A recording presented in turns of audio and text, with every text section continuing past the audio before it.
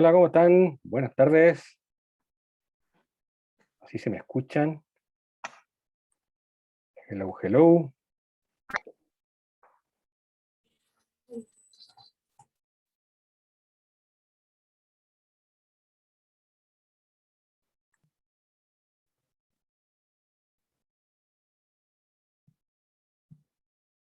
Aló, hola. Veo que están ingresando. Hola, hola, por aquí se Hola. escucha. Acá también. Perfecto, se agradece que Vamos me, aquí. que me confirmen sus audios. Hola, profe, por acá también. Buenísimo. Hola. Un gusto tenerlos por acá. A ver, Hola, hola, profe. ¿cómo están? Bien, bien, gracias. ¿Y usted? Bien, pues aquí estamos disfrutando este día lluvioso con nubes preciosas por lo demás. Y estuve haciendo registro fotográfico. Así que no, estuvo bueno este día en cuanto a registro. Estuvo muy bueno para las clases y todo. ¿Llovió mucho por allá? Mira, estuvo intenso, pero yo creo que menos de lo esperado. O sea, igual por lo menos aquí tengo yo, cayeron 25 milímetros acá en la Florida, se pronosticaron 40, ya está bien, finalmente pueden desinflarse todos los sistemas frontales. Pero igual se agradece la lluvia. Algo es algo. Sí, pero anoche igual estuvo bien intenso anoche, por lo menos yo me dormí con la lluvia, que siempre es muy agradable. Y estaba fuerte y hoy día de la tarde se mandó también una buena nubada, así que estuvo bueno, y después salió un arcoíris increíble. Así que en ese Qué sentido muy bonito. bueno. Ah, qué raro, espera, estoy chequeando algo porque por alguna razón, a ver, vamos a ver, a ver, un momento.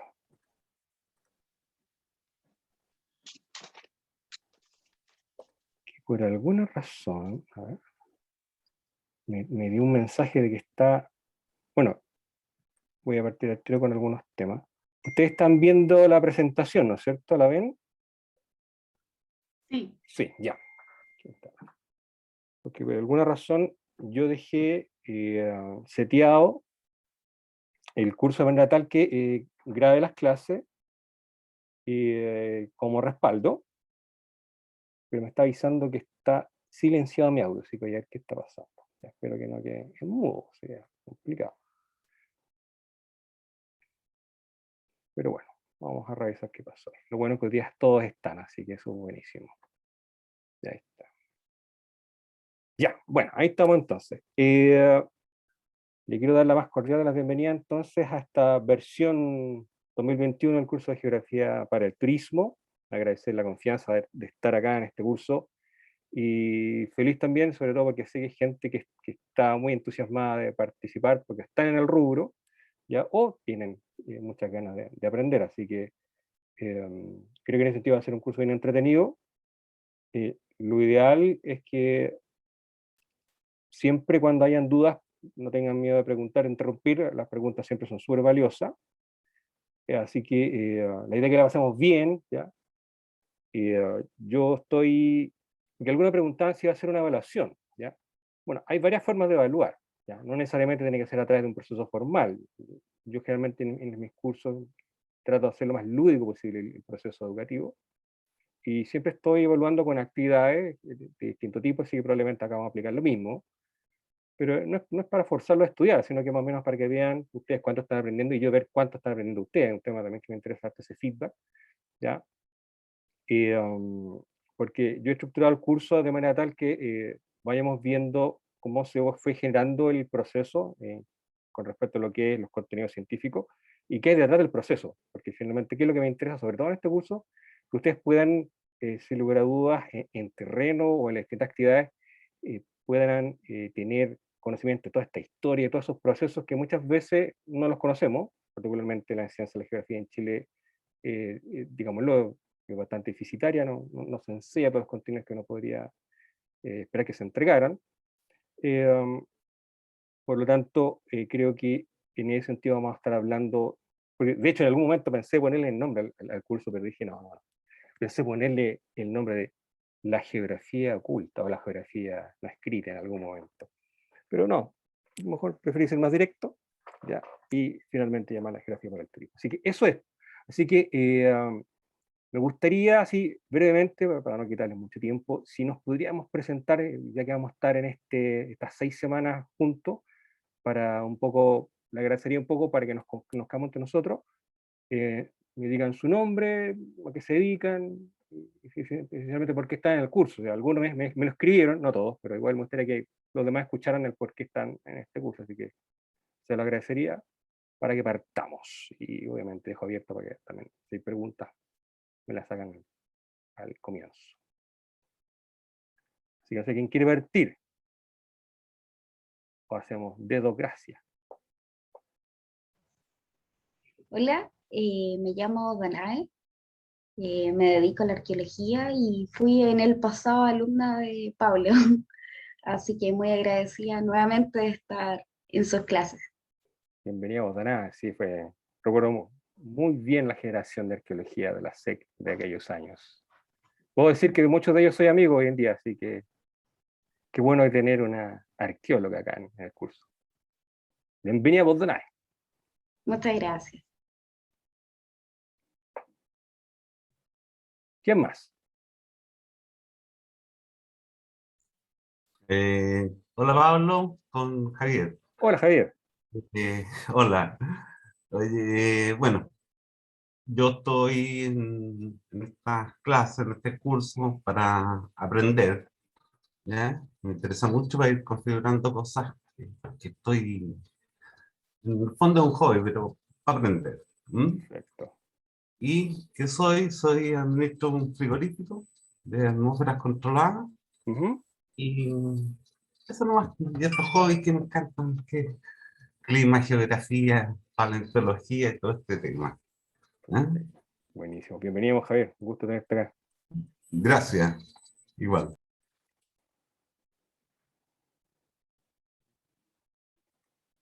Ya, ¿quién más? Por acá, María Sabina.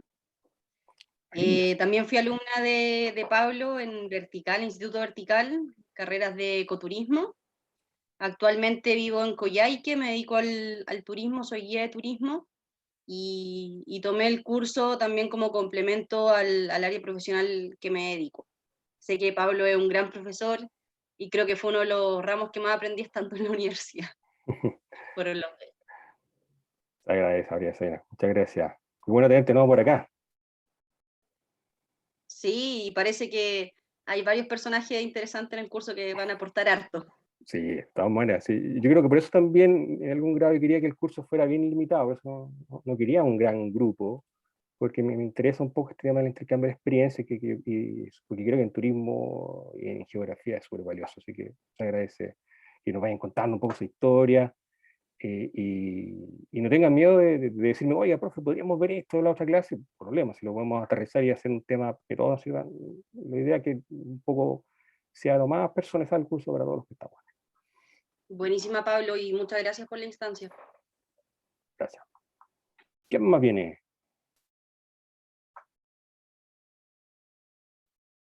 Ya, por acá yo. Hola, hola a todos, profesor, mucho gusto. Hola, Dani. Mi nombre es Daniela, Dani, y trabajo en Duoc. Soy profe de Turismo Aventura. Perfecto. Y mi interés es porque, claro, trabajo harto en terreno, así que por eso me interesan todos estos temas, sobre todo el tema más de geomorfología. Así Perfecto. que lo sigo hace tiempo en Instagram, así que ahí vi el anuncio y me inscribí al tiro. Ay, qué bueno, Dani, bienvenida. Entonces, Muchas gracias. no, es súper buena la experiencia tuya. Bueno, y por lo que veo, todo el grupo lo que podemos intercambiar como requerimiento y como necesidades en terreno. Así que buenísimo. Y nos falta la Anita, que está ahí.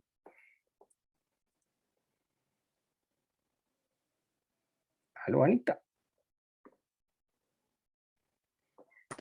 Aló, profe. ¿Cómo estás? Hoy en disculpen compañeros, pero yo estoy en una feria vendiendo mis productos ecológicos si es que suena la música, Ah, sí, pues, pero lo estáis voy a con la... hacer muy corto. Mi nombre es Anita y conocí al profe Pablo de la Universidad de San Sebastián cuando estaba estudiando para ser ingeniera en turismo. Ya salí hace 3 años y siempre soy una apasionada de la naturaleza, su conservación. Así que todo lo que tiene relación a la naturaleza, medio ambiente, flora, fauna, geografía, me llama mucho la atención. Así que anhelaba volver a estudiar con el profe. Así que aquí estoy en la feria y feliz de participar nuevamente y estudiar. Perfecto. Ya, Anita, que te vaya bien con la taruca entonces. Gracias. Sí, Muy voy a buenos estar atenta a la clase. Muy buenos productos. Ah, yo soy cliente de la Anita. Así que muy bueno. Gracias, profe. Listo. Ya, buenísimo. Ya, qué bueno que ya nos presentamos todo entonces. ¿Nos falta nadie? Sí, sí, Raquel, toma. Falta yo, profe. Ah, no, sí, falta sí aquí. Perdón, no te veía que tengo la cámara. Adelante, por favor. No te preocupes. Estoy muy agradecida de esta instancia. Mi nombre es Catalina Castillo, ex estudiante también de profe Salucci, agradecida de todos los conocimientos que nos puede entregar. Sigo sin egresar todavía, estudio Ingeniería en Expediciones y Ecoturismo, igual que la Anita. Y nada, feliz y contenta de poder seguir aprendiendo e informándose constantemente para poder llegar a aplicarlo en algún momento en la pega, en realidad. Así que muy contenta. Buenísimo. ¿Dónde está ahí? ¿Está en Santiago? ¿Está en el sur? Yo en Santiago. Ah, perfecto. Ya. Buenísimo. Encantado de tenerte por acá, pues yo sé que tú eres sobre todo un amante de la escalada, así que qué bueno tenerte por acá. Ya, pues ya que estamos todos presentados, quiero dar un poco temas importantes con respecto a lo que va a ser el curso. Por favor, sí, obviamente estamos en una dinámica que igual no ha sido difícil, todavía estamos en una ámbito de pandemia, así que puede pasar cualquier cosa y sería súper importante si les pasa algo, simplemente que me avisen si no van a venir, ¿ya? Para saber, simplemente para saber, para estar claro, ¿ya?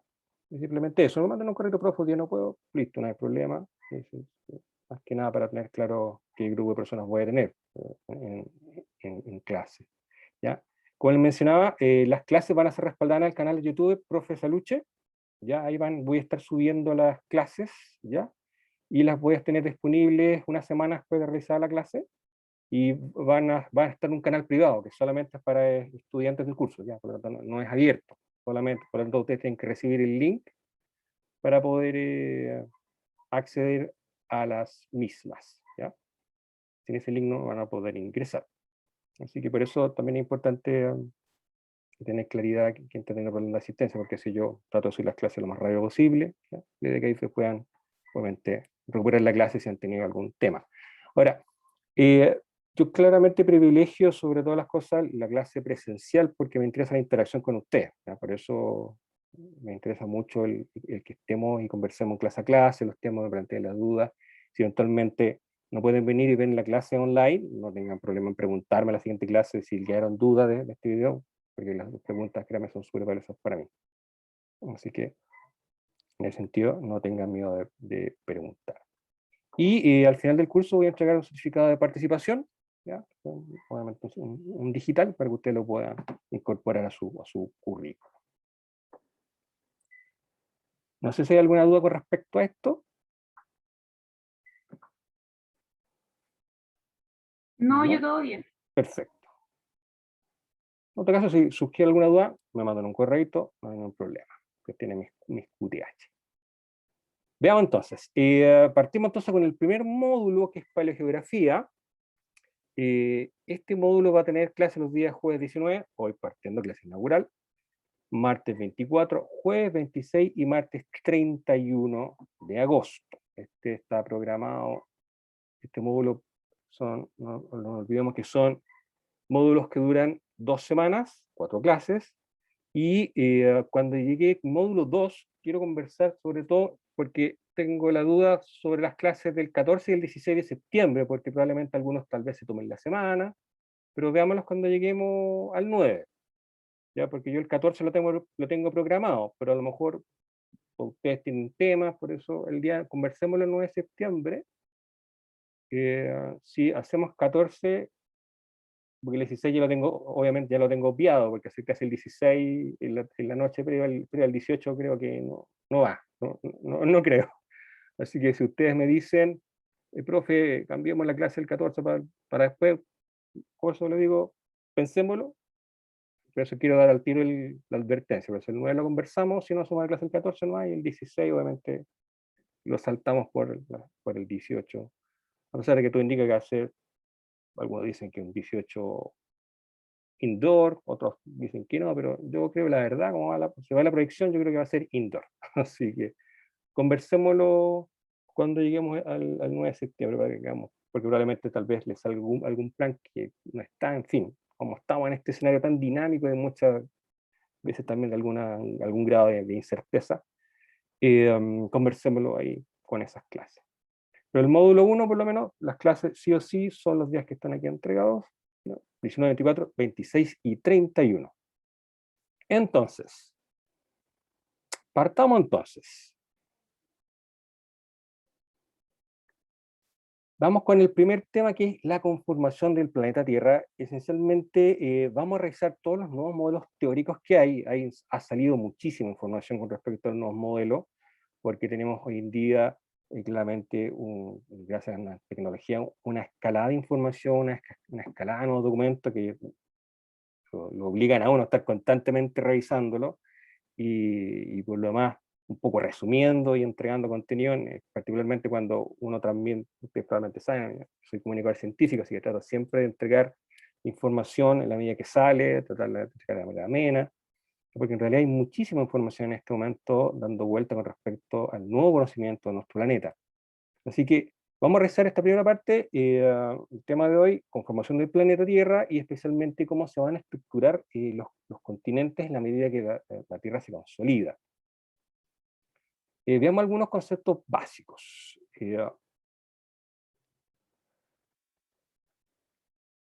Primero, todo esto comienza hace más o menos 15.000 millones de años atrás, que es la fecha que se ha datado el momento conocido como el Big Bang, ¿ya? El Big Bang, que se reconoce como una de las teorías más aceptadas del origen del universo, entendiendo que hay varias más. Está el Big Boom, el Big Crunch, la teoría de los universos paralelos, que también la habla Hawking en algún momento. Pero esencialmente se habla de un momento inicial de gran calor, y que finalmente estalla y finalmente genera un universo en expansión, y que a partir de esa explosión habría generado una serie de materiales que comenzaron lentamente a concentrarse en distintos puntos, y esta energía remanente de este Big Bang va a formar un protosol, en este caso un sol que comienza a acumular energía en torno a un punto, ¿ya?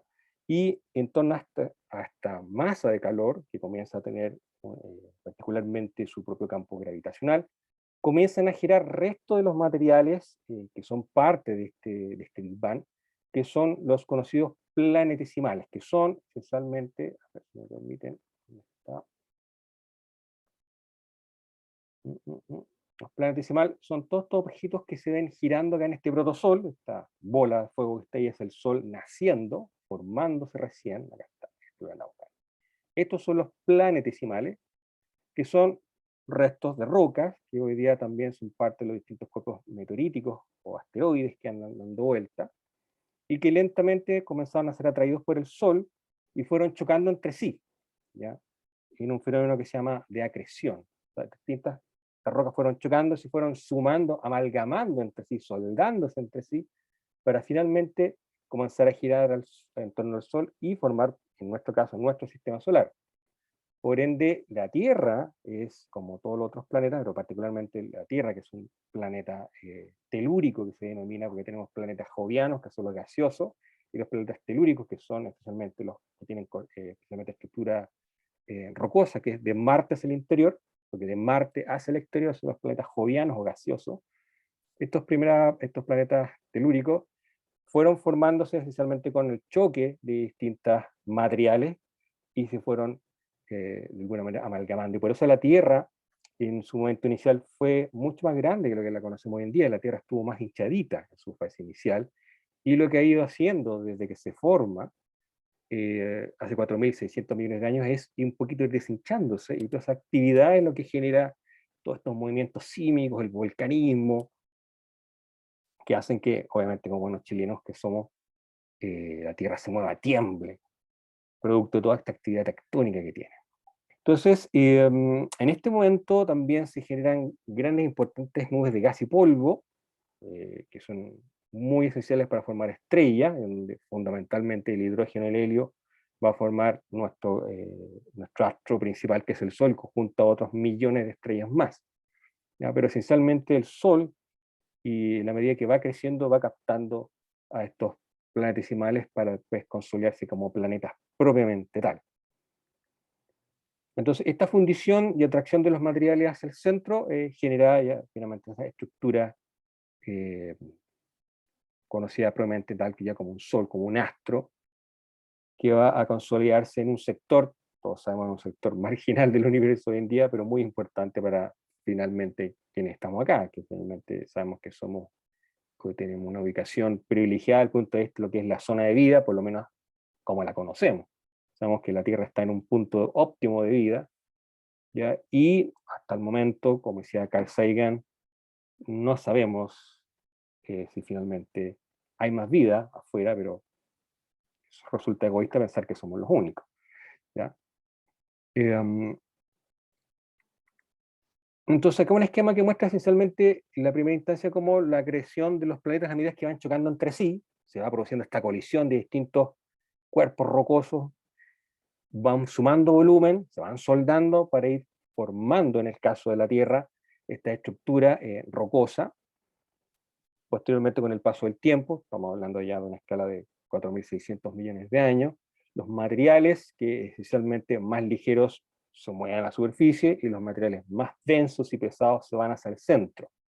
Y por eso la Tierra hoy en día, en base a los distintos sondajes que se han hecho, porque sabemos que no podemos realizar el sueño de Julio Verne de viajar al centro de la Tierra, pero sí justamente a través de los terremotos y las ondas sísmicas, sabemos que el centro de la Tierra, su núcleo, tiene una estructura que es de hierro níquel, o sea, es una estructura sólida.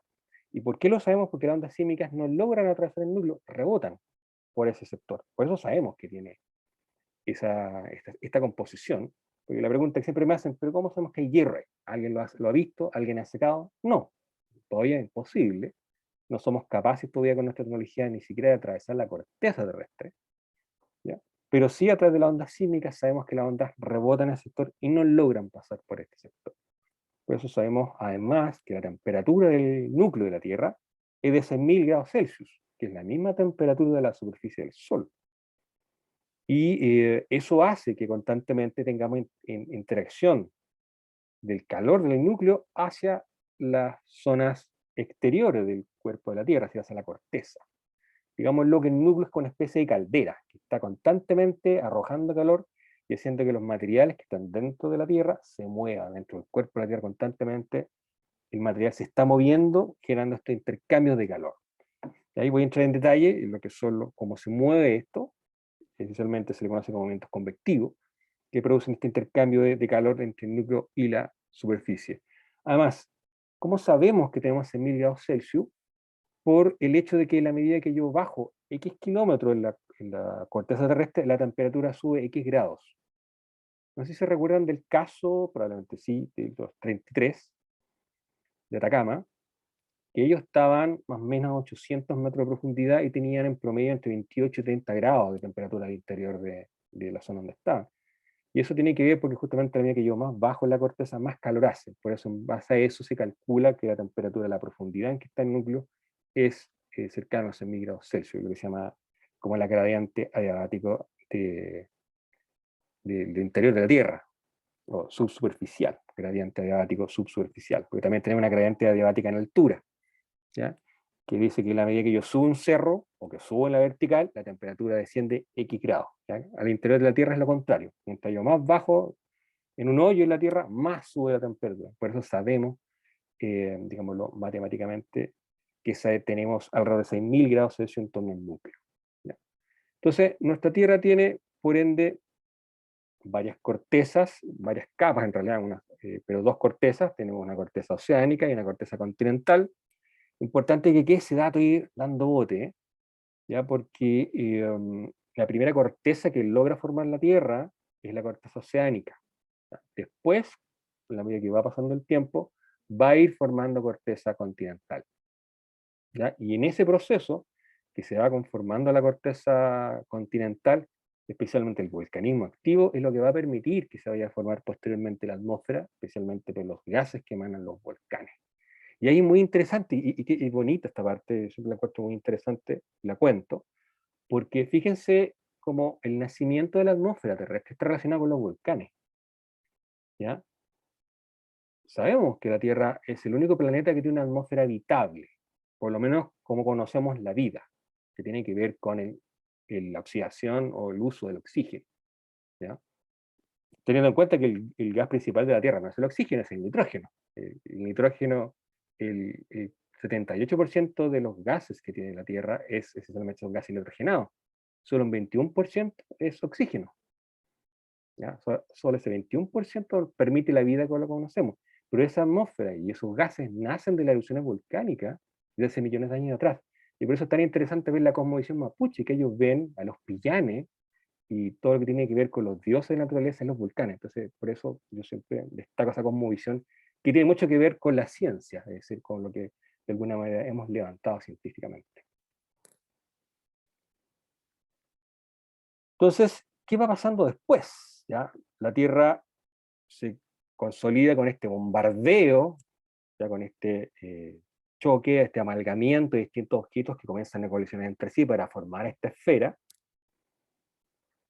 Van a pasar más o menos 4.600 millones de años ya para que la Tierra se consolide como tal, o sea, esa es la edad de la Tierra, que coincide por lo demás con la edad de las rocas más antiguas de la Luna, por lo tanto se formarían prácticamente en tiempos similares. Lo sabemos hoy en día porque las misiones Apolo en su inicio traían rocas lunares y las rocas más antiguas coinciden con las rocas más antiguas de la Tierra, entonces tuvieron un nacimiento simultáneo, y hoy día está más o menos definido que así fue.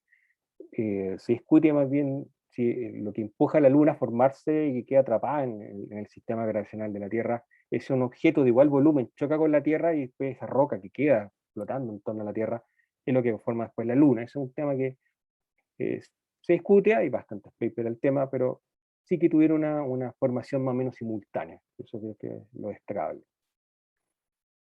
Entonces, este impacto con este bólido, que es lo que más se discute, ya habría generado suficiente volumen rocoso para que la Luna finalmente adquiera su cuerpo y también comienza a girar en torno a la Tierra.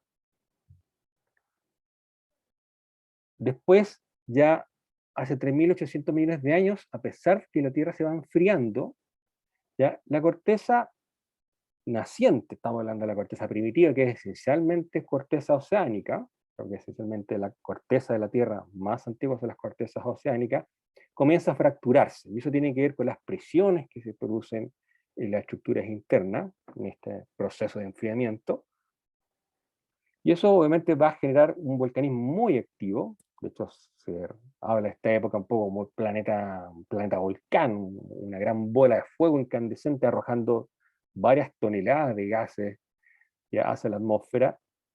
Se produce en la primera instancia como el primer efecto invernadero, entendiendo que el efecto invernadero es propio de la Tierra, o sea, la Tierra necesita el efecto invernadero, si no, no se podría evitar la Tierra sin efecto invernadero. El problema es que nosotros estamos exacerbando por nuestra actividad la cantidad de gases de efecto invernadero que obviamente hacen que la temperatura suba. Sin este efecto invernadero no se podría mantener la temperatura de la Tierra, digámoslo, en grados habitables. Hoy en día sabemos que como aumenta la temperatura, la cosa se está poniendo un poquito más complicada porque se está haciendo más difícil habitar para alguna especie, incluyéndonos nosotros, por el famoso cambio climático. Eso lo vemos más en detalle en la unidad de climatología. Entonces, los gases en este momento procedentes de las erupciones quedan flotando a muy baja altura, y eso permite el nacimiento de una protoatmósfera. Le llamo protoatmósfera esencialmente porque no tiene todavía ni cerca la cantidad de oxígeno que tenemos hoy en día, y que de hecho tampoco es la cantidad de oxígeno que hubo en épocas pasadas. Hubo en épocas que tuvieron distintos volúmenes de oxígeno, hubieron mucho más bosques en épocas pasadas, especialmente durante la época de los dinosaurios. Era un planeta, especialmente en el Jurásico, era un planeta bosque, por eso finalmente los dinosaurios adquieren su mayor tamaño en la época jurásica, después decrecen hacia lo que es el Cretácico, porque los bosques comienzan a desaparecer producto de la fragmentación de los continentes. Entonces, aquí la Tierra comienza a consolidar su elemento fundamental, la atmósfera.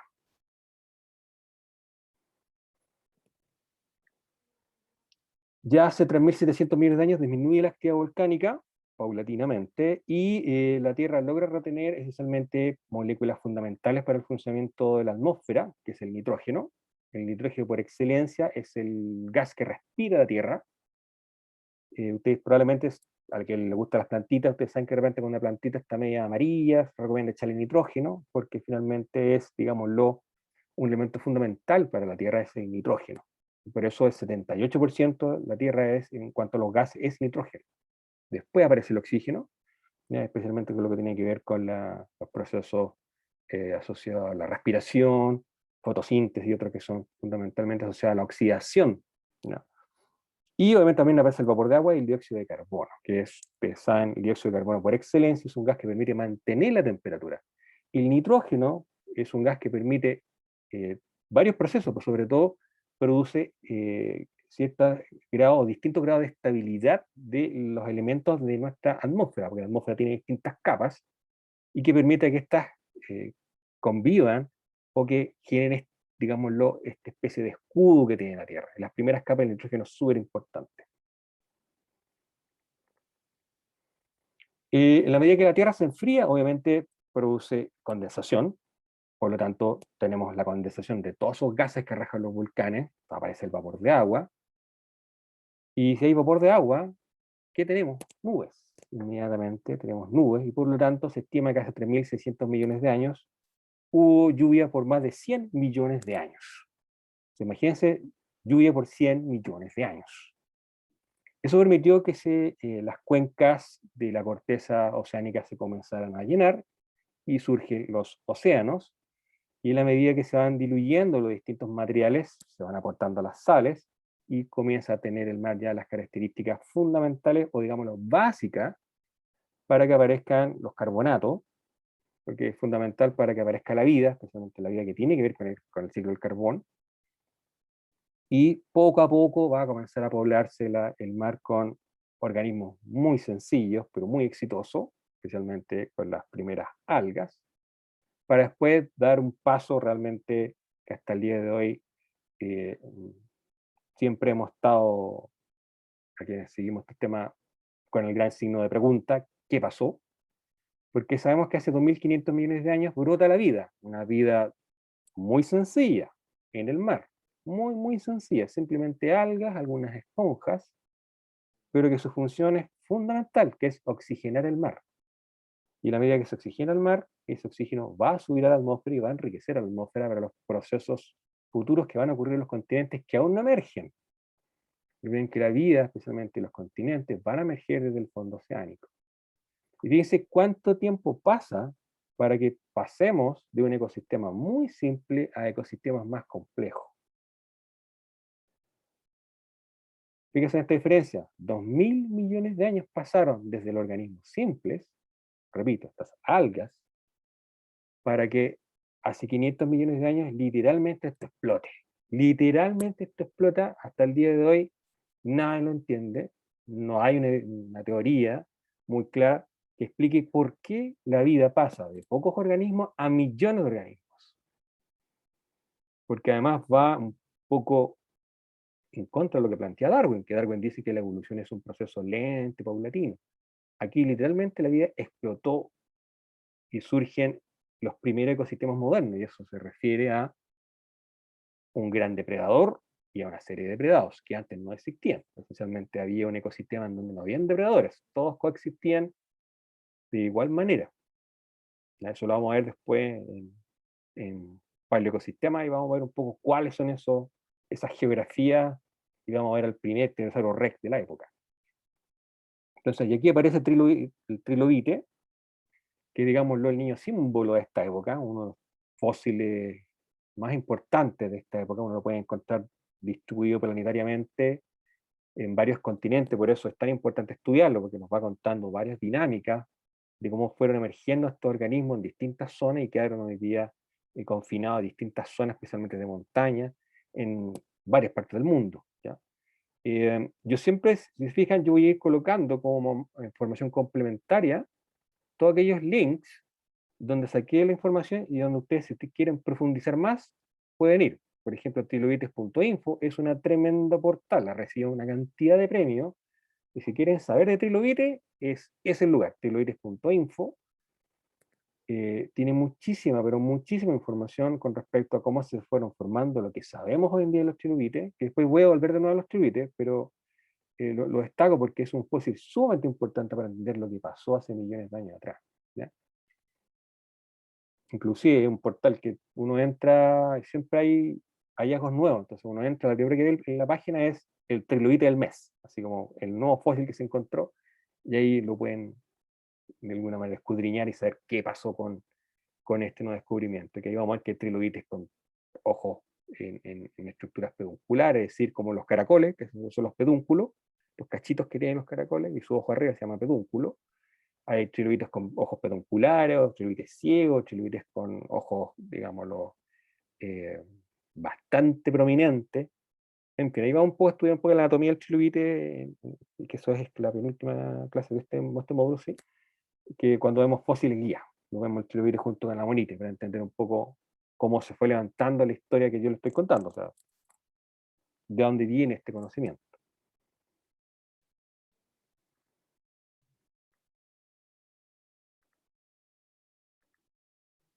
¿Dudas hasta el momento? Ay, perdón. ¿Dudas hasta el momento? ¿Vamos bien? Todo bien por aquí. Todo bien. Si voy muy rápido me dicen que de repente, como estos temas me gustan, de repente No, todo bien, profe. se me arranca la motoneta de repente. Así que, ya, perfecto. Sigamos. Por lo tanto, mire, esta tablita, ojalá, bueno, yo esta clase, unas terminadas se las voy a mandar, pero ojalá esta tablita la pudiera imprimir o tenerla a mano, porque la vamos a ocupar harto a lo largo del curso, porque esto es una tabla resumen, hay tablas de escala geológica, hay muchísimas, hay muchas, de distintos temas, pero esta me gusta porque es sencilla y va mostrando distintos hitos. Después yo voy a volver a otras tablas, porque me ayuda un poco a juntar esta escala, porque entender cuánto y qué significa 4.600 millones de años en nuestra vida humana, promedio 75 hombres, 78, 80 mujeres, es nada, o sea, nuestra vida es menos que un pestañazo en la escala geológica, o sea, en 80 años vemos muy poco de lo que realmente le pasa al planeta. Ahora, como chilenos, vemos bastante cuando se deforma la Tierra por los terremotos, ¿ya? Pero en términos geológicos es nada, menos que un pestañazo. Entonces, de repente, comprender estas escalas tan grandes de tiempo es un poco complejo. Me pasa siempre con mis estudiantes que a veces es difícil asimilar cuántos son 4.600 millones de años. Es muchísimo tiempo. Entonces, esta tabla lo que hace es linkear las distintas capas sedimentarias, porque cada color que usted ve acá es una capa de roca. O sea, esencialmente una roca blanda, que se llama la roca sedimentaria, que en cada una de ellas va quedando almacenada registro de lo que pasó millones de años atrás. Va quedando o bien fósiles o bien minerales que se pueden datar a través de datos de métodos atómicos o a través de observaciones directas, como el fósil, para poder determinar edades. Entonces, sabemos que en estas primeras etapas, ¿ya? La Tierra comienza a formarse primero en sus estructuras continentales, como también a preparar el escenario para lo que se viene desde el punto de vista de lo que es la vida. Esta Tierra, o sea, pero esta tabla se divide en eones, cada fila, o sea, la primera fila izquierda es un eón, que son millones de años. Donde tenemos el arcaico, el proterozoico y el fanerozoico. Tiene eras, y en el estricto rigor tenemos el paleozoico o primario, el mesozoico o secundario y el cenozoico o terciario. Después tenemos periodos, ¿ya?, que dividían a las eras, y tenemos épocas, pero esencialmente las épocas están esencialmente en el cenozoico terciario, porque es lo más reciente. O sea, podemos tener la fineza de buscar información solamente en el terciario. Para más atrás es difícil, ¿ya? Es difícil porque no fosiliza todo. En estricto rigor, para que se fosilice algo, y aquí voy a decir una herejía científica, para que se fosilice algo es prácticamente un milagro. Digo que es una herejía científica porque en ciencia los milagros no existen. Pero el proceso de fosilización es un proceso súper complejo, requiere muchas variables para que finalmente el individuo fosilice, entendiendo que sus partes duras se transformen en piedra, ¿ya? Y en estricto rigor, todos aquellos organismos de menos de 30 kilos, se ha podido determinar que es muy difícil que los conozcamos. O sea, probablemente muchos individuos que habitaron la Tierra nunca los vamos a conocer, y estamos excavando hoy en día muy poco con respecto a lo que se podría hacer, el tema de recursos, en fin, son bastantes factores.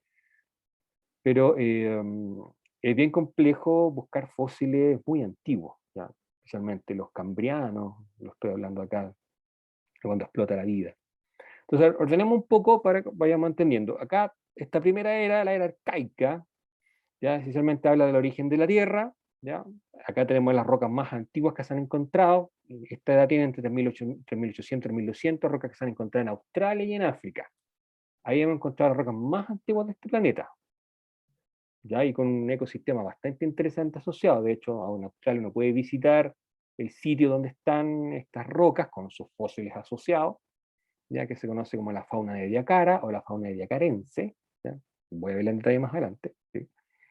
Y de ahí comienzan a avanzar la vida hasta llegar finalmente hasta el Cámbrico, que son 545, 500 millones de años, cerrémoslo en 500 millones de años, donde explota la vida y comienza esta estructura muy diversa, y donde aquí aparece el trilobite. Y el trilobite se diversifica, ¿ya? Y por eso esta primera época, que involucra el Cámbrico con el Ordovícico, se le conoce como la época de los invertebrados marinos.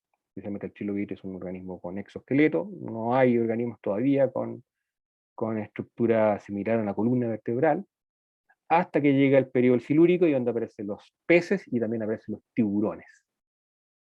Ya después, ya en el Carbonífero, aparece la edad de los anfibios, que es muy interesante porque aquí comienzan los primeros, aparecen los peces pulmonados, por lo tanto, de esta misma línea van a empezar a aparecer algunos peces que transforman sus aletas en patas y comienzan a invadir el continente en sus orillas, y ahí ya llegamos prácticamente a una época clave porque se forma la Pangea, seguramente todos conocen la Pangea, y aparecen los organismos, especialmente los reptiles, que es toda la era mesozoica, que plasma Steven Spielberg en sus maravillosas películas del Parque Jurásico, especialmente la trilogía original. La segunda trilogía ya no me gusta mucho, pero la original, Jurassic Park 1, 2, 3, creo que está muy bien hecha.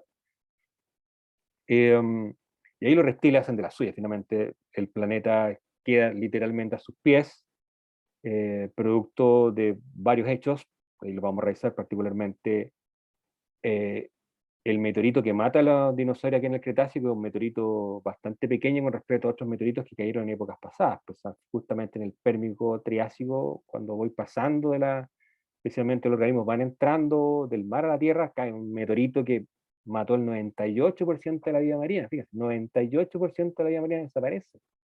Y solo ese 2% permite que los reptiles evolucionen y se tomen los continentes. Y ahí justamente en el Triásico ya tenemos la Pangea formada, lo que permite que los dinosaurios vayan creciendo y se vayan distribuyendo por todos los continentes, porque finalmente no había problema, ¿ya? Fue fácil poblarlos cuando finalmente todos los continentes estaban juntos. Pero, y lo más interesante, durante muchos años se pensaba que los dinosaurios habían surgido en Norteamérica, pero hace poco, estoy hablando 10, 15 años, se descubre en la Patagonia argentina, después la Patagonia chilena, que los dinosaurios más antiguos están acá. Por lo tanto, los dinosaurios se originaron en la Patagonia chilena argentina. Eso es absolutamente un cambio de paradigma. O sea, es decir, desde acá los dinosaurios radiaron al mundo. Y no al revés, como se planteó inicialmente. Por eso, esto es lo interesante de la ciencia, que puede cambiar con un descubrimiento. Y ahí nos vimos que hace poco se descubrió el Chinolosaurus Sueres que es una especie bien interesante porque es una especie híbrida, porque es un herbívoro, pero que tenía la capacidad de caminar en dos patas. ¿Ya? Es decir, es una especie de transición entre los cuadrúpedos de herbívoros, probablemente ustedes conocen a todos los herbívoros de 4 patas que vivieron esencialmente en el Mesozoico, como Triceratops, u otros que son todos cuadrúpedos, pero acá estamos hablando de un individuo herbívoro, pero 2 patas, es decir, estamos hablando de una transición entre organismos herbívoros, bípedos, que después se van a transformar en una rama, que son finalmente los carnívoros. Entonces ahí es bien interesante lo que pasa ahí con ese descubrimiento. Bueno, obviamente viene el fin de la era de los dinosaurios, cae el meteorito al final del Cretácico y aparece finalmente la de los mamíferos, con todo lo que implica además que las estructuras continentales ya están separadas. En el Cretácico ya se separó la Pangea, ya existe la cordillera de los Andes, los Himalayas y otras montañas, como las rocallosas, que van a generar cambios climáticos bien importantes y van impactando a las especies. Ya, entonces, este es un poco el resumen, por eso me gusta esta tabla, porque va linkeando un poco las eras con hechos principales. ¿Ya? Después voy a volver al detalle un poco, ir mostrándoles cómo eran estos ecosistemas con imágenes, o cómo era la paleogeografía de la que les estoy hablando ahora. Pero después se les dice que esta tabla la puedan tener a la mano, para cuando yo empiece a hablar del Neógeno, cuando empiece a hablar del Pérmico, al menos ubiquen dónde estoy. Profe, Dígame. no sé si lo vamos a ver más adelante, pero ¿hay alguna teoría de cuáles fueron los primeros mamíferos o a partir de qué microorganismos se empezaron a formar los mamíferos? Sí, sí, no, es bien interesante lo que pasa con los mamíferos. Sí, lo vamos a ver. De hecho, si me lo preguntan, lo puedo afinar. Ya. Claro, porque los primeros mamíferos esencialmente fueron híbridos con reptiles. De ahí se produce una hibridación. De hecho, hay unos reptiles que tenían mamas. O sea, los primeros mamíferos, la transición, no ponían huevos, sino que eran reptiles con mamas. ¿Ya? Y entonces vamos a ver estos que son como muy parecidos a unos perritos, ahí los vamos a ver cómo se llama la especie. Y de ahí comienza la evolución de los mamíferos, a partir de los reptiles. ¿Ya? Todos venimos de los reptiles. Esencialmente, de hecho, tenemos nuestro cerebro primitivo, nuestro cerebro reptiliano que está acá atrás. Tenemos muchos comportamientos todavía reptilianos que son esencialmente muchas veces estas respuestas un poco, digámoslo, sin pensar. Y tiene que ver justamente con los reptiles. Bien interesante ahí ese modelo evolutivo. Ejemplo, para que prueben su cerebro reptiliano. Que mira, imaginen, hagamos un pequeño ejercicio, cortito. Le voy a pedir que cierre los ojos. Ojitos cerrados.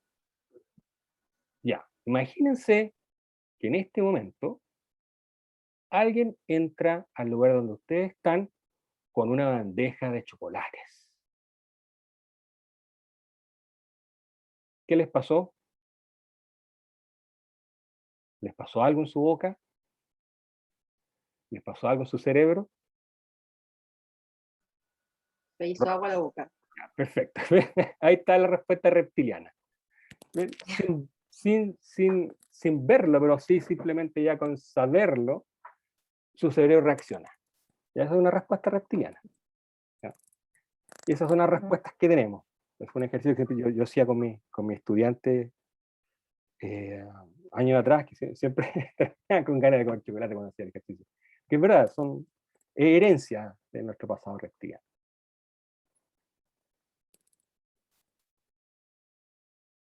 Entonces, hoy día, ¿qué sabemos de la Tierra? Entonces, aquí, esto es un resumen de lo que tenemos hoy en día, porque voy a volver inmediatamente atrás, pero ¿por qué? Porque quiero un poco mostrarles esta foto de lo que tenemos hoy en día como conocimiento de nuestra corteza terrestre, y que hasta el día de hoy seguimos buscando, ¿ya? Primero, la primera capa, que hay que entender que tenemos dos cortezas, una que en términos genéricos le llamamos terrestre, pero la corteza terrestre es marina o oceánica y continental. Entonces la corteza terrestre se divide en corteza oceánica y corteza continental. ¿Okay? La corteza oceánica es mucho más densa, es más pesada. La corteza continental es ligera, es liviana, tiene minerales que la hacen muy liviana. ¿Ya? No hemos podido cruzar nunca la corteza con ninguna máquina. El espesor promedio de la corteza terrestre es de 25 kilómetros, ese es el espesor promedio. ¿Ya? Obviamente tiene partes más gruesas, otras partes más delgadas. Después, cuando pasa la corteza al interior de la Tierra, es decir, a la zona semiplástica, donde está el material, no es tan sólido, pero sí un poco más fluido, la transición de la corteza al manto se le llama discontinuidad de Morovich, es decir, tengo una transición. Todas las transiciones entre una capa de la Tierra y la otra son discontinuidades, y se llaman así en base al científico que la descubrió. ¿Ya? Después tengo el manto, que aquí viene interesante, porque yo voy a hablar harto del manto más adelante, ¿ya? Porque al manto también se le llama mojo, por Mohorovich, ¿ya? Entonces, muchos geofísicos, en vez de decir manto, dicen el mojo, por Mohorovich, ¿ya? Más adelante yo le voy a decir, el mojo se mueve así, y voy a estar hablando del manto, ¿ya? Después, cuando paso de la zona mantial, que tiene una zona externa e interna, voy a pasar por la discontinuidad de Gutenberg, ¿ya? Porque ahí ya estoy entrando al núcleo. Cuando voy entrando al núcleo, entro en la discontinuidad de Gutenberg. Y en el núcleo tiene una zona externa, ¿ya? Y una zona interna. Y entre estas dos zonas aparece la discontinuidad de Lima, ¿ya? De la geofísica, no toda alemana, Liman. Una de las grandes mujeres científicas geofísicas que trabajaban en este tema, de las primeras, que descubrió la discontinuidad de Liman. Y lo hizo a través de terremotos. Era una apasionada de los terremotos. Entonces, gracias a su descubrimiento, sabemos esta transición hacia el núcleo. Y que por lo menos sabemos que está a 6.000 grados Celsius y que tiene hierro níquel. Esa es la capa que tenemos. Esta es la foto de hoy en día.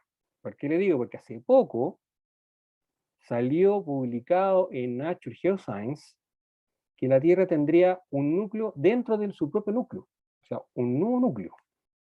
Y eso lo descubrimos justamente a través de las distintas ondas sísmicas. Así que es bien interesante el descubrimiento. Hace un tiempo lo salimos a divulgar también, lo comentamos, y por ahí debe andar el video, donde contábamos que la Tierra tiene un pequeño núcleo dentro de ese núcleo, es decir, seguimos todavía conociendo nuestra estructura interna, que no terminamos aún de comprender la Tierra, en ese sentido.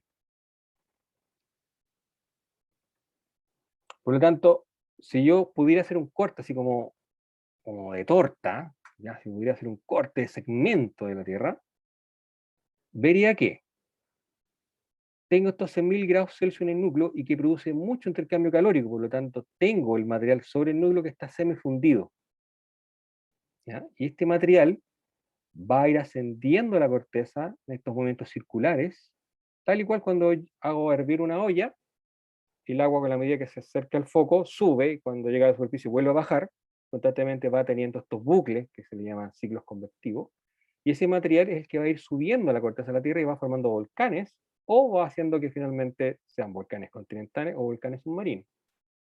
Y eso hace que finalmente la Tierra se mueva y tengamos terremotos, ¿ya? Entonces, cada una de estas capas sabemos que el mojo está más o menos a 1200, ¿ya?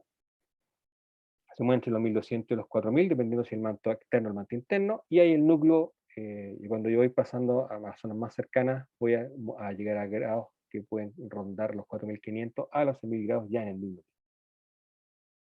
¿Ya? Y aquí el material es plástico y está constantemente subiendo y bajando, y eso hace que esto emerja en el océano como en los continentes. Pero, conceptos claves que vamos aquí en adelante. 3. Deriva continental, expansión de los fondos y tectónica de placas. Que esto está muy conectado con la clase número 2, que obviamente hoy día presento los conceptos básicos. Esta, fíjense, la escaneé intencionalmente de un libro de octavo básico. Esto es lo que enseñan acerca de la dinámica continental. Que tenemos una Pangea, ¿cierto? Es decir, hablan del primer continente, la Pangea, en donde, que además Pangea significa todos los continentes juntos, eso viene del griego, rodeada de un océano primitivo que era el mar de Pantalasa. Después esta Pangea se fue quebrando, se fue separando de los continentes, esencialmente en la Eurasia y Gondwana. La Eurasia contiene a Norteamérica y Asia, y Gondwana contiene a Sudamérica, África, India, Australia y la Antártica. ¿ya? Se desconectan, por lo tanto, tenemos los dinosaurios que están naciendo acá, algunos se quedan en Sudamérica, otros se van o de alguna manera se especializan en la Eurasia. De hecho, los fósiles de ambos dinosaurios, en ambos lados, digamos, en la Eurasia y Gondwana, tienen características que le hacen distinguible cuando estoy hablando de un dinosaurio gondwánico o cuando estoy hablando de un dinosaurio laurasiano, porque tienen características en su cuerpo que lo hicieron especializarse y que cuando te encuentras el fósil sabes, está frente a un dinosaurio gondwánico. Entonces, ese nivel de especialización uno puede encontrarla en las estructuras fósiles. Después, el continente se rompe completamente la Pangea y comienza la configuración semimoderna. Digo semimoderna porque todavía no se crea el Istmo de Panamá, hace menos de 65 millones de años, estoy hablando fines del Cretácico, es decir, justo antes que cayera el meteorito. Esta era más o menos la configuración geográfica del continente. El Atlántico ya se había formado, el Atlántico fue el último mar en formarse, y se estaba formando el Mediterráneo, en este sector que África se está desplazando. Y India, que lo más interesante es este subcontinente que estaba soldado a la Antártida, comienza su migración hasta chocar con Eurasia para formar los Himalayas. Es uno de los continentes que más viaja en el mundo. India estuvo en el hemisferio sur, recorrió tanto todo el hemisferio sur y buena parte del hemisferio norte para chocar con Eurasia y formar los Himalayas y terminar soldándose a Eurasia. Eso es tan interesante estudiar qué pasó con el subcontinente indio. Y hoy en día tenemos esta geografía, ¿cierto? Con el Istmo de Panamá ya conectado, y esta geografía, digámoslo, moderna con los continentes como los conocemos probablemente tal, con el Atlántico consolidado, ¿ya? El Océano Pacífico sigue siendo uno de los océanos más grandes del mundo. Pero acá, digámoslo, aquí se nos ha contado la mitad de la historia nomás. No tenemos toda la historia. Porque Pangea no es el primer continente. Pangea es solamente un momento interestadial o, digámoslo, la parte media de la historia. Porque hubieron muchos otros continentes antes de Pangea. El conocimiento que obviamente tenemos ahora, gracias a las tecnologías y cómo se ha ido levantando esta información. Y aquí yo le quiero contar una pequeña historia, porque aquí tengo personajes que no puedo dejar de nombrar. No, pero son fundamentales para entender qué pasó aquí. Y aquí vemos a este señor tan bien engalanado, don Sir Francis Bacon, un filósofo de la corte inglesa, un tipo muy ávido de escribir, escribió su primer libro a los 22 años, ¿ya? Y que escribe en un libro que se llama Novum Organum, ¿ya? El primer análisis científico, porque él además era un filósofo que cuestionaba la ciencia en su método. Y fíjense que por allá, por el 1600, Sir Francis Bacon decía que las sociedades deberían basarse en el conocimiento científico. En 1600 ya lo estaba planteando alguien. Y después, ya, publica un libro que fue completamente revolucionario, que se llama Atlantis, ¿ya? En donde insiste en que las sociedades deben anteponerse sobre todo a la ciencia, y que la ciencia debe llevar adelante la organización de las comunidades. Le costó prácticamente la vida, pero lo metieron a la cárcel, le quitaron sus privilegios. De hecho, por suerte el rey lo sacó de la cárcel, pero lo dejó bastante mal este castigo. Después termina muriendo pocos años después del castigo, simplemente por decir que la ciencia debía dominar la sociedad. Pero el aporte que hace a lo que estamos hablando es que era el primer, como buen observador que era, porque ya teníamos los mapas del mundo, ya los navegantes venecianos ya habían construido cartográficamente el planeta, ya está prácticamente consolidada la cartografía tal y como la conocemos. Él mira que es Brasil y el borde occidental de África tenían algo que parecía ser como una especie de rompecabezas. No plantea ninguna teoría, pero dice que eso no es mera casualidad. Eso lo plantea en su libro Novum Organum. Después viene el tremendo naturalista, geógrafo, colega, Alexander von Humboldt, que estuvo recorriendo el mundo con su mano derecha el señor Bonpland, un naturalista, y él recorre buena parte de Sudamérica y analiza la cuenca atlántica y dice que esta separación, también al mirar un mapa, no sería casualidad y que sería esencialmente un gran valle a causa del diluvio. En esta época muchas de las teorías científicas se cuadraban con la teoría diluvial de la Biblia, ¿ya? Pero él decía que el Atlántico se había originado a raíz de lo que era un diluvio, se lo dice en 1880. Entre medio de muchas otras cosas más que dijo, porque finalmente planteó una serie de teorías muy interesantes. De hecho, los dibujos que hace, sobre todo en Ecuador, hasta el día de hoy, son base para el cambio climático, porque él dibujó hasta donde llegaba, por ejemplo, la selva en el Ecuador, y hoy día se comparan con respecto a su dibujo, y además que su libro, Cosmos, fue un libro que llegó a manos de Darwin, y Darwin dijo que él nunca se hubiera subido al Beagle y hubiera escrito su teoría de origen y evolución de la vida, si no hubiera leído el libro Cosmos de von Humboldt. O sea, sin von Humboldt no tendríamos a Darwin. O sea, finalmente el impacto que hace von Humboldt en la ciencia es clave. Para mí es uno de los grandes naturalistas del mundo.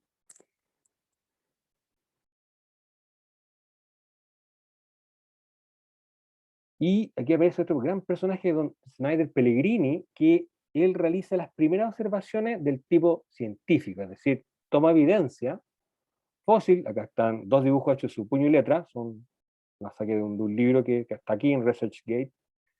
Él dibuja con su puño y letra una revolucionaria idea, que era que estos dos continentes estuvieron juntos alguna vez. Una tremenda teoría para la época, absolutamente adelantado. ¿Ya? Él lo plantea con evidencia científica, especialmente fósiles, porque él sabe que hay fósiles en África que son los mismos que están en Sudamérica. Entonces, lo único que él logra, de alguna manera, dilucidar el por qué esto es que estuvieron juntos. Por lo tanto, lo que hace este investigador, también geógrafo francés, es la primera evidencia científica de que estos continentes estuvieron juntos. Y hasta que llegamos al gran Alfred Wegener, astrónomo, geofísico, meteorólogo, o sea, le hacía todo al hombre, realmente un tipo una mente muy inquieta. Él de hecho, él se doctora en astronomía, y meteorólogo de oficio, era meteorólogo del ejército, ¿ya? Y justamente estando en la Primera Guerra Mundial, él cae herido, obviamente él se hospitaliza, y ese periodo, digámoslo, de hospitalización, le da el tiempo suficiente para hacer observación y construir esa teoría de la deriva continental. Porque él ya había hecho varias campañas y se había dado cuenta de los helechos tropicales que alguna vez estuvieron en Londres, incluso en París, y también en Groenlandia. Él hizo 4 campañas a Groenlandia, y se cuenta que habían helechos en Groenlandia. ¿Cómo van a haber helechos en Groenlandia? Y más, inclusive encontró evidencia de glaciares en Brasil y en el Congo. Es decir, el clima completamente al revés. Y eso era porque los continentes estuvieron juntos y pasaron glaciaciones. O sea, de hecho, hay épocas en la Tierra en que los glaciares estuvieron hasta en Brasil. Eso él, perdón, él ya lo había levantado. Pero lamentablemente su teoría fue no aceptada en la época. Lo trataron de loco, lo trataron muy mal. Y lamentablemente, buscando evidencia para comprobar su teoría, que él aceptaba que no era lo suficientemente fuerte para defenderlo. De hecho, él aceptó la crítica. Los geólogos de la época le dijeron, ¿cómo explicas que los continentes se mueven?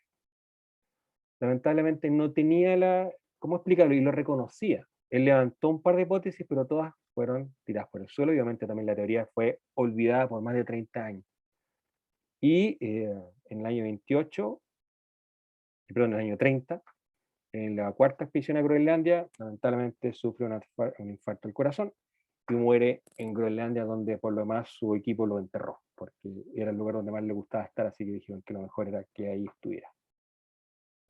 Entonces, 30 años más tarde, en el año Geofísica Internacional, en la década del 60, y en base a los nuevos antecedentes, se acepta la teoría de Alfred Wegener de que los continentes se mueven a pesar de todo. Así que, tremendo trabajo. todos los geofísicos hasta el día de hoy dicen que en su momento, si hubieran aceptado esa teoría, debería haber ganado un Nobel, porque realmente fue una teoría absolutamente revolucionaria, y que hasta el día de hoy rige todo lo que conocemos con respecto a lo que es la geología de nuestros continentes. Y aquí está su libro. Aquí está el libro que él publicó, Los continentes y el océano. ¿Ya? Esta es una de las versiones que está en la biblioteca alemana, ¿ya? En donde cuenta justamente cómo él argumenta su teoría. Lamentablemente no aceptada, pero hoy en día es un libro, las primeras versiones de la época son libros valiosísimos y realmente son piezas de colección. Hoy día, por lo tanto, sabemos, justamente en base a su trabajo, que la Tierra tiene varias capas. Especialmente es como una especie de rompecabezas donde tenemos distintas placas tectónicas, ¿ya? Que es uno de los elementos de su teoría de la área continental, que hace que los continentes se muevan según sea la placa en la que están. Entonces tenemos varias placas, aquí están las placas principales, también hay unas microplacas, que son unas placas más pequeñas que por la escala del mapa no se ven, pero que están, ¿ya? Y acá estamos nosotros con nuestra querida placa Nazca, que es chiquitita, una de las placas más jóvenes, pero es la más activa del mundo, ¿ya? Sabemos que es una placa que se mueve muy rápido, tiene una tasa de desplazamiento de 7 centímetros por año, con respecto, por ejemplo, a la placa Antártica, que se mueve 2 centímetros por año, para que entendamos lo rápida que es la placa Nazca, es una placa rapidísima, y por eso nos tiene en la historia de nuestro país constantemente con grandes terremotos, porque en la medida que se mueven las placas van acumulando tensión o estrés sísmico, y cada cierto tramo de tiempo, especialmente sabemos que entre 300 a 500 años vienen los grandes terremotos, ¿ya? Y por eso sabemos que en el norte... Sí, por favor. Perdón, Dígame. ¿tiene relación que sea una de las placas más jóvenes con esto que sea una de las que más se mueve? ¿O no se relaciona? Sí, puede tener relación, en el entendido que toda la zona sur de Sudamérica, especialmente el arco, digámoslo, el arco occidental, es muy joven. Chile, como país, es muy joven, es un país que aún está en formación, ¿ya?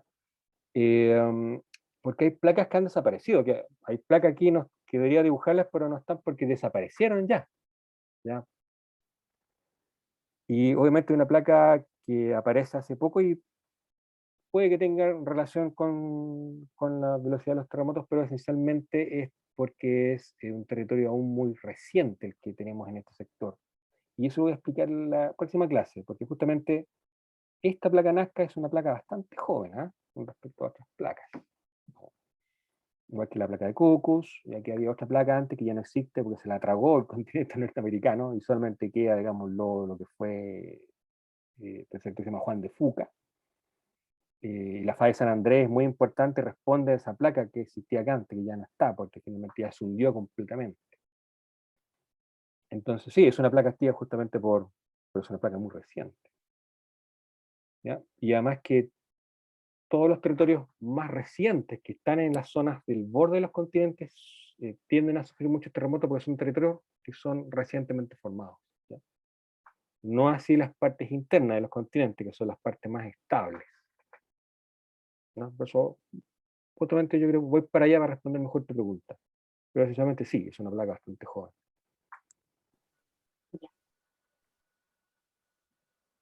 Hoy día sabemos esto, un poco así se reconstruye la tectónica de placas. Ya los continentes a partir de Pangea se fueron separando, ¿cierto? Hace más o menos 300 millones de años, cuando surge la Pangea, fueron derivando, que es el concepto, para llegar a la geografía actual. Esencialmente, ¿cómo lo hacen? Con 3 tipos de movimiento. Las placas se separan, chocan entre sí o se desplazan una con respecto a la otra. Las placas que se separan son las conocidas placas de abducción y esencialmente se encuentran en las dorsales oceánicas. ¿Ya? Aquí pasa acá, aquí el material viene debajo del manto, sube, ¿ya? Y aquí les recuerdo un poco este movimiento de burbuja de la terera o de la olla que va subiendo, ¿cierto? Y el material se desplaza a un lado y al otro con respecto a un eje, que este eje que es el que hace que la corteza se separe. ¿Ya? Y esto comienza a moverse igual que una correa de transporte, a un lado y al otro. Y eso va haciendo que el fondo oceánico se desplace y crezca. Por eso se habla de la expansión de los fondos oceánicos. Por eso el Atlántico creció cuando antes no había nada. Porque hubo un proceso de abducción que fue haciendo que creciera el fondo oceánico y se ensanchara. Pero obviamente si esto crece, en algún lado va a chocar con otra estructura continental, como es el segundo caso, que es la subducción. Aquí tenemos a un borde de la corteza oceánica que choca con un continente. Pero aquí los dos convergen. Y como placa continental yo les comentaba, ¿ya? Sí, Dani, por favor. Sí, profesor, consulta. Dígame. Lo que pasa es que hay lugares en el planeta, no sé, ¿Mm? en Islandia parece que es, Ya, perfecto. Silfra, Sí, que como que, no sé, pues la publicidad es como que uno puede bucear entre medio de dos placas y sí, que sí. se están separando. Eso he leído, pero ¿eso también sería una abducción?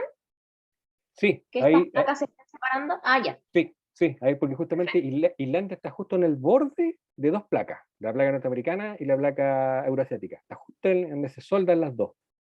Perfecto. Y por Ya, o eso sea que no, por no favor. solamente es como en el fondo marino, por decirlo así, en las dorsales. No, claro, porque de hecho finalmente llega arriba el material, porque tienes otro tema más, que es cómo este material caliente que generó este movimiento va formando volcanes submarinos que forman islas también, porque finalmente Islandia es un arco volcánico. ¿Ya? Mm, Entonces, por eso, por ejemplo, tú tienes volcanes que llevan varios meses en erupción. De hecho, la cultura volcánica en Islandia es muy poderosa. Ellos, además, por lo mismo tienen geotermia, casi todos sus procesos energéticos son con geotermia. Tienen súper claro el tema de los claro. sismos, los terremotos, que son muy seguidos también. Sí, en ese sentido, Islandia es bien interesante porque está justo donde se sueldan dos placas y obviamente producen también toda esta actividad volcánica. Ah, perfecto. Muchas gracias. De nada, pues. Y la subducción, como mencionaba, cuando choca una placa continental con una marina, la marina, al ser más densa, pesa más, se hunde bajo la placa continental, que es el caso de Chile, y eso es lo que va haciendo que esto choque, roce, porque esto no es un movimiento así suavecito, no, esto choca, se dobla, porque la roca es semiplástica, entonces esto va entrando, de repente se traba, ¿ya? Se traba y queda ahí trabado por cientos de años, hasta que de repente no aguanta más la roca y se quiebra, y ahí viene el terremoto o los megaterremotos, porque Chile tiene megaterremotos, ya que ocurren cada 300 a 500 años, eso lo sabemos, ¿ya? Por lo menos que esa es la energía que requiere que tengamos un megaterremoto, es decir, un terremoto de partir de magnitud 8 hacia arriba. ¿Ya? Y tenemos también otros sectores de la Tierra donde las placas no hay ninguna que se separe o que se hunda, sino que chocan una frente a la otra, ¿ya?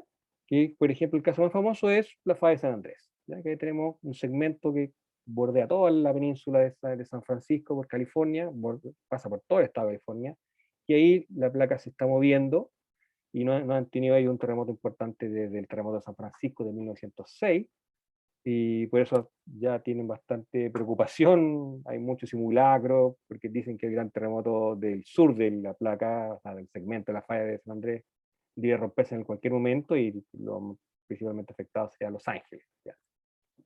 Entonces ellos están constantemente un poco con esa neurosis, están constantemente preocupados porque eventualmente puedan tener un terremoto importante en Los Ángeles.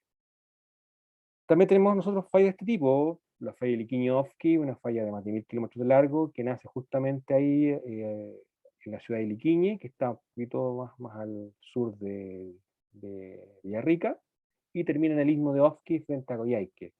Ya tiene todo un encadenamiento volcánico, todos los volcanes del sur de Chile están justo encadenados a esta falla, y ha tenido terremotos importantes, como el terremoto del 97, el terremoto de Aysén, si se recuerdan que produjo un tsunami, que inclusive fallecieron personas, y también tenemos la falla de Atacama, que también es una falla de este tipo. Fallas no tan estudiadas como quisiéramos, pero están, ¿no? Están ahí. Entonces, estas son las estructuras que esencialmente hacen que los continentes se muevan, o se quiebren, se fragmenten. De hecho, justamente en este momento, en el flanco oriental de África, hacia el sector de Etiopía, hay una abducción continental y está haciendo que el norte de Etiopía se separe de África. Es decir, vamos a tener, probablemente no lo vamos a alcanzar a ver nosotros, pero todo indica que Etiopía va a pasar a ser una isla, igual como hoy lo es Madagascar. Toda la parte del norte de África se está separando de África. Todo, digamos, el cuerno de Etiopía se está moviendo hacia el oriente. Y de hecho ya los ríos se alinearon en torno a esta falla, porque generalmente cuando hay unas fallas como esta, los ríos tienden a alinearse, y ya tenemos varios ríos que son muy verticales, producto de que la falla ya está acomodándolos. Entonces, bien interesante cómo está produciendo esta estructura el famoso Rift Valley. Catalina. Profe, una Dígame. consulta. ¿Qué ¿Sí? tipo de falla sería la que tenemos acá entonces, la de San Ramón? Ah, la falla de Ramón. La falla de Ramón es una falla, que se llama una falla inversa. O sea que no la tengo acá porque esas son fallas de escala más local, ¿ya? Pero tenemos, aprovechando tu pregunta, cuando hay movimientos sísmicos, las rocas tienden a fallarse, especialmente la cordillera de los Andes, como son las cordilleras jóvenes, se está levantando, tiene varias fallas a lo largo de todo Chile. La cordillera es una estructura fallada. Y entendiendo que la falla es una discontinuidad de la corteza, o sea, la corteza se rompe y se mueve. Tenemos la falla normal, que es cuando tengo dos bloques de roca, están así. La falla normal hace que un bloque se caiga, boom, así. Es una falla normal. ¿Ya? Eso es cuando finalmente se produce la descompresión. Y al revés, cuando hay mucha presión, se produce la falla inversa, que el bloque ¡bup!, se va hacia arriba. ¿Ya? Y esto es producto del empuje de la tectónica. La falla de Ramón es esta, es una falla inversa, que se va hacia arriba. Por lo tanto, la cordillera de los Andes, digámoslo, está montada sobre el valle. Y eso es la falla de Ramón, es una falla inversa. O sea, el bloque se levantó sobre el valle. Y además es una falla que tiene capacidad sismogénica. Sabemos hoy en día que es una falla activa que puede producir terremotos importantes.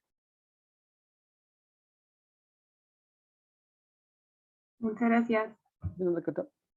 Entonces, el material, este es lo que esquematiza cómo se va moviendo el flujo. Estos son los movimientos convectivos. El material viene desde el manto, desde el mojo, roca semifundida, y comienza a moverse por las dorsales acá en abducción, y después choca con los continentes en subducción. Y también puede producir estos movimientos de las fallas que se desplazan una contra otra. O sea, toda esta dinámica de que los continentes se desplazan es empujada por este motor. ¿Ya? Y acá, si no me equivoco, este es el motor sísmico que hace que los continentes se desplacen. ¿Ya? Y obviamente que tengamos la suficiente energía para generar procesos volcánicos, como cuando se hunde el material, se calienta o va rozando abajo, entonces se calienta mucho, entonces la roca se derrite, se funde, ¿ya? Y ahí aparecen las cámaras magmáticas, y estas cámaras magmáticas ascienden y van a alimentar los volcanes, que es el punto donde finalmente donde la Tierra libera estrés. ¿Ya? Por eso son tan importantes los volcanes en el ciclo de la Tierra, porque son finalmente estructuras que hacen que todo este proceso sea liberado en algunas zonas. El estrés de la Tierra se traduce en actividad volcánica, además de la sismicidad.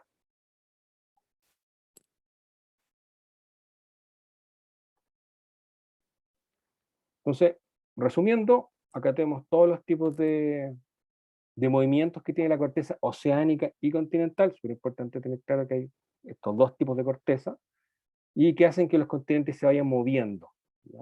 Y se van a seguir moviendo por millones de años.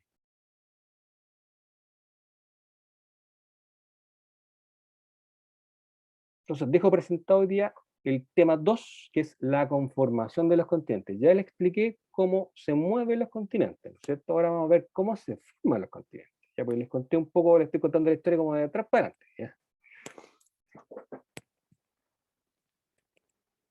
Ya sabemos cuál es la mecánica que hace que se muevan. Ahora, ¿cuál es la mecánica que hace que aparezcan los continentes? Y también entendiendo cuál es su geografía, porque yo les partí diciendo que todos de alguna manera nos enseñan que Pangea es el primer continente, y les acabo de contar, no sé si lo decepcioné o no, si le rompí sus sueños de infancia, sus recuerdos de infancia, pero Pangea no es el primer continente, ya es simplemente una etapa intermedia.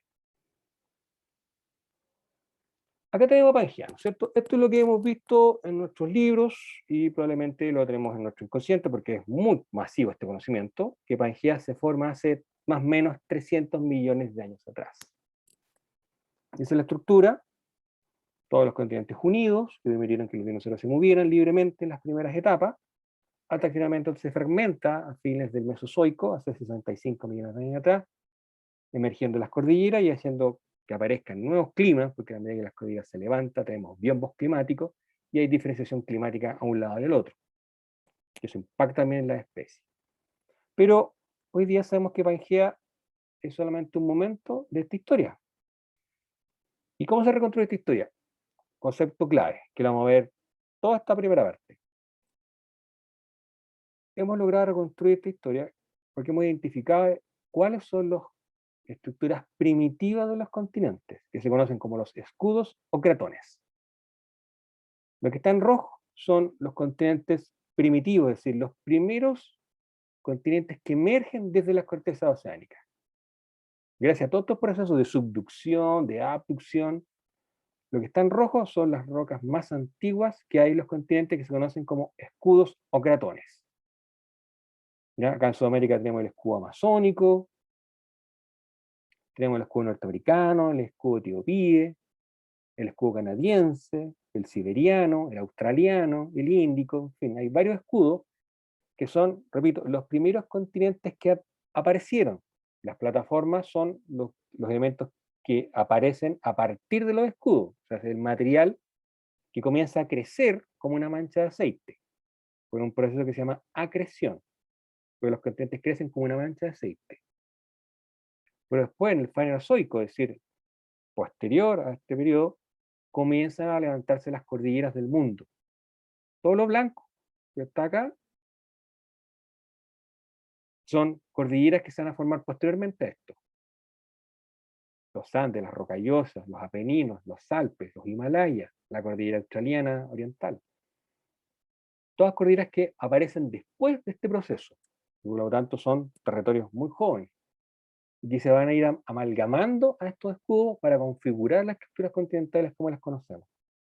Entonces, retengan un poco esta fotito, aunque voy a volver a la próxima clase con más detalle, pero quiero que quede súper claro que en el centro, fíjense que en casi todos los centros de los continentes hay un escudo, que es el primer continente que emergió desde la corteza oceánica, y de ahí comenzaron a crecer los continentes. Hoy en día sabemos que aquí está Pangea, fíjense, pero antes de Pangea estuvo el continente de Panotia, el continente de Rodinia, el continente de Columbia Ununa, Kenorland, Ur y Baalbara. Así comenzaron a crecer los continentes en nuestro planeta, eso lo sabemos hoy. O sea, inicialmente el planeta, con su corteza oceánica, lentamente fue generando pequeñas estructuras que se fueron levantando del fondo oceánico, y fíjense cómo hace 3 giga años, cuando digo 3 giga años, que es una unidad de medida en geología, estoy hablando de 3.000 millones de años. Y cuando diga 2 giga años, son 2.000 millones de años. ¿Ya? Para diferenciar de los millones de años, por eso se ocupa giga año o millón de años. Guía o mía. Entonces cuando el primer continente va al Baalbara, hace 3 giga años, significa que son 3.000 millones de años. Es decir, hace 3.000 millones de años aparece el primer continente, ahí está Baalbara, la primera estructura que emerge. Después esto comenzó a crecer y se llamó el continente de Ur. Después viene Kenorland, viene Columbia Nuna, Rodinia, que es bien interesante Rodinia, ahí lo voy a ver más en detalle, pero Panotia, uno de mis favoritos porque tiene la inconfundible forma en B corta. Cuando vean mapas con mapas antiguos que aparece Panotia, siempre busquen la B corta para identificar qué continente estoy revisando. Panotia es bastante fácil de reconocer porque tiene esta estructura en B corta, Panotia. Y esto fue hace 500 millones de años, es decir, esta es la geografía en la cual el Cámbrico hace que explote la vida. Y recién estamos llegando a Pangea, ¿se fijan? O sea, tenemos 6 continentes antes de la Pangea. Así va emergiendo lentamente la estructura continental. Y así nuestro planeta fue evolucionando de una pequeña estructura en Baalbara para llegar finalmente a esta geografía moderna. Y es todo esto producto de estos movimientos de corteza desde el fondo oceánico que han hecho emergir la corteza terrestre para finalmente tener esta geografía moderna.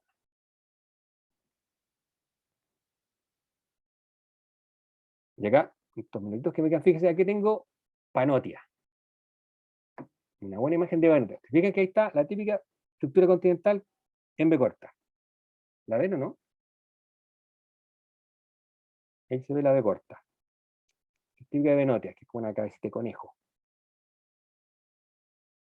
Entonces, y aquí arriba están solo dibujados los continentes que después van a emerger. Entonces, por lo tanto, que estamos viendo aquí, los futuros, o sea, los primeros escudos, estamos viendo el escudo hindú, el escudo de África, y aquí está emergiendo Laurentia, que es el futuro Norteamérica, Amazonía, el escudo amazónico, y el escudo sibérico, que son los primeros continentes que van a empezar a moverse lentamente en contra de las manecillas del reloj, para llegar finalmente después a configurar Pangea. Aquí tengo a Panotia.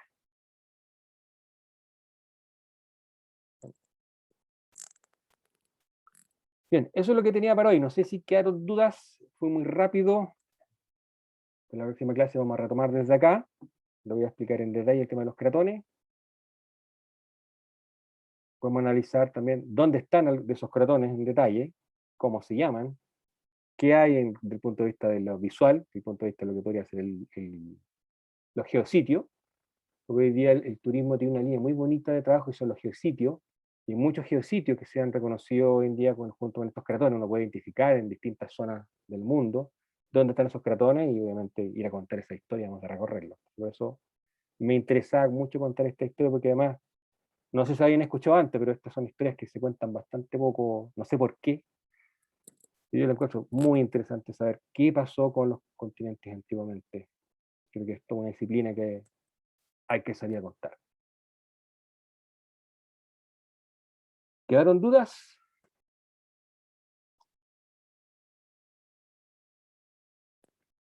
¿O estamos very well?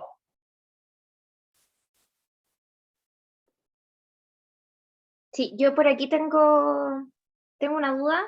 Dígame. Sí, era como con esta imagen donde aparecían los escudos o los cratones. Perfecto. Hoy día, claro, está como este mapa y se tienen identificados y como en el territorio se puede ver como registro de esto, digamos. Sí, Porque hay... entendí que a partir de estos escudos como que aparecen estos continentes y todo, pero aún así se pueden identificar así como físicamente. Sí, si tú en terreno hay, bueno, obviamente hay países que le han puesto más énfasis y tú puedes, hay de hecho algunos circuitos turísticos, hay circuitos turísticos en ciertas zonas, sobre todo al escudo norteamericano, por razones obvias. Pero el escudo amazónico es bien interesante, hay rocas que afloran en Venezuela, de hecho la famosa, estas rocas aplanadas, no sé, ¿has visto estas películas que salían en esta película de Pixar, que se me olvidó el nombre en este momento, sí, un abuelito que se iba con la casa en globo? Justamente, lo que soñaban con ir a un punto de Venezuela, bueno, ese es el escudo venezolano, esas figuras que aparecen son los escudos venezolanos. Entonces, sí, hay zonas que están reconocidas, sobre todo yo creo que el que más han trabajado de manera excelente desde el punto de vista de lo que es la sustentabilidad y desde el punto de vista de la entrega del conocimiento a través del turismo, son los australianos.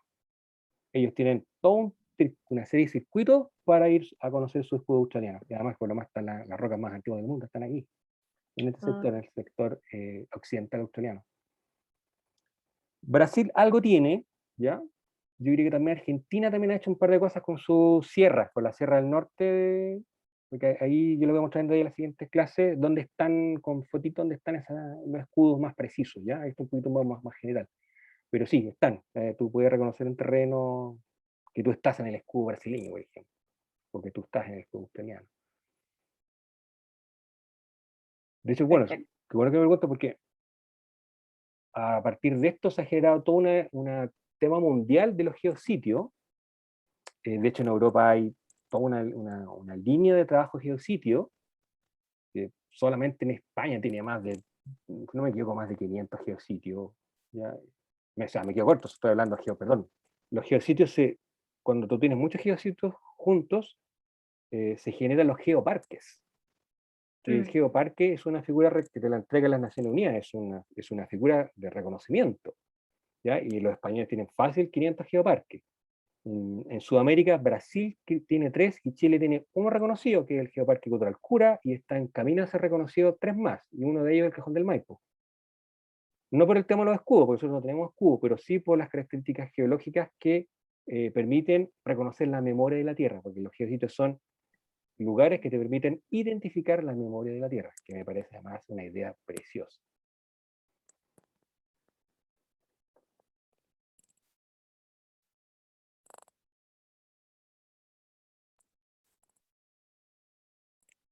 ¿Algo más que consultar?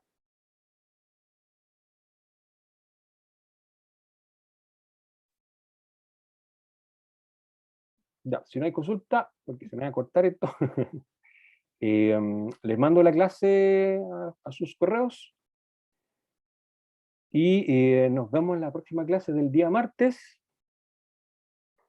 en donde vamos a hacer una pequeña mini actividad para ver cómo anduvo el conocimiento ya. ¿Ya? Muchas Así- gracias, profesor. Gracias. Súper interesante. Gracias, profe. Así Que que esté muy bien. cuídense, buen fin de semana, que estén bien, nos vemos. Gracias, Pablo. Gracias, Pablo. Muchas gracias. Chau, chau. Chao, Chao, que chao. estén bien. Chao a todos. Chao a todos.